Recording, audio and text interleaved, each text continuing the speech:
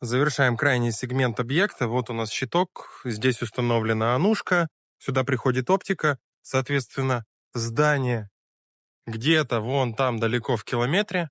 У нас по опорам идет оптика по всей территории, по кругу и уходит туда на основное здание. Зона въезда, две камерки, двойка, раз, два, смотрят друг на друга, полностью перекрывает зону въезда на территорию. Соответственно, просматриваются все перекрестки, повороты. Территория более 20 гектаров. По периметру висят купольные двойки на опорах и на фасаде здания. На рампе установлены две камеры, 4 мегапикселя.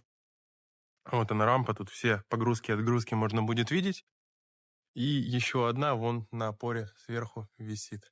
Так, у нас здесь вырос основной ящичек, в нем стоит регистратор, медиаконвертер, пару коммутаторов, которые собирают ближайшие ящики. И с обратной стороны на посту охраны сейчас повесим мониторчик. И все камеры поднялись.